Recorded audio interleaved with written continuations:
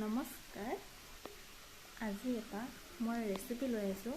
মোৰ আজি ব্লগটোত এটা মাত্ৰ ৰেচিপি, মাছৰ আঞ্জা মানে মাছৰ ৰেচিপি এটা লৈ আহিছোঁ। মাছৰ তৰকাৰীখন কেনেকৈ বনালোনো আজি 6 তাৰিখ, আজি দুপৰীয়া এতিয়া 11:30 বাজিছে। আজি দুপৰীয়া মাছৰ আঞ্জাখন মই কেনেকৈ বনালোনো তাকে আপোনালোকৰ ওচৰলৈ লৈ আহিছোঁ। আজি দেখুৱাবলৈ একো নাই, সেইকাৰণে এটা ৰেচিপিকে লৈ আহিছোঁ। তাৰ কাৰণে মই পিঁয়াজৰ পেষ্ট এটা বনাই ল'লোঁ। পিঁয়াজৰ পেষ্টটো দেখুৱা নহ'লে, তাৰপিছত বিলাহী পেষ্ট অলপমান বনাই ল'লোঁ।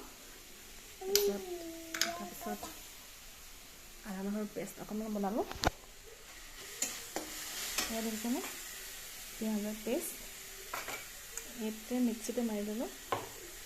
বিলাহী পেষ্ট এতিয়া এইখিনি সম্পূৰ্ণকৈ ভাজি আছোঁ। ভাজি ৰঙা কৰি লৈছোঁ অকণমান।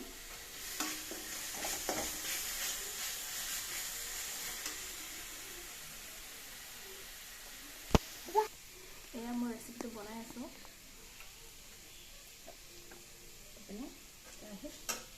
হৈ আছে যেনিবা পেষ্টটো লোৱা হোৱাৰ পিছত যিখিনি পানী বাচিছিলে এইখিনি ইয়াত মই দি দিছোঁ এনেকৈ।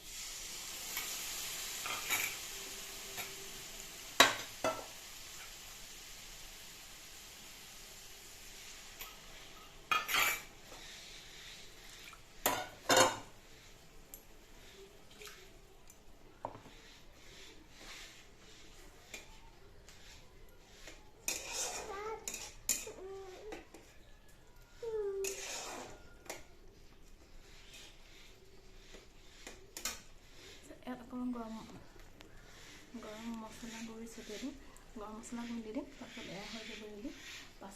5 মিনিট সময় ঢাকন মাৰি থৈ দিম। তাৰপিছত ৰেডি হৈ যাব। তাৰপিছত নমাই পেলাই ধুনীয়াকৈ পৰিৱেশন কৰিম আৰু আপোনালোকক ফটোখন দিম, চাব আৰু লাইক এটা কৰি দিব, তেতিয়া ভাল লাগিব। তেতিয়াহ'লে ভিডিঅ'টো ইমানতে সামৰিছোঁ। শ্বৰ্ট ভিডিঅ'বোৰ সামৰিছোঁ। তেনেহ'লে আকৌ এটা নতুন ভিডিঅ'লৈ লগ পাম। ঠিক আছে তেতিয়াহ'লে।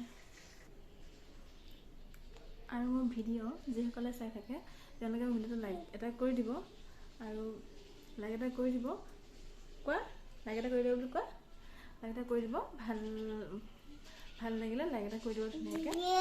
তেতিয়াহ'লে আজিলৈ সামৰিছোঁ ভিডিঅ'টো ইয়াতে। আকৌ এটা বেলেগ ভিডিঅ' সৈতে আপোনালোকক লগ পাম। তেতিয়া আহিছোঁ।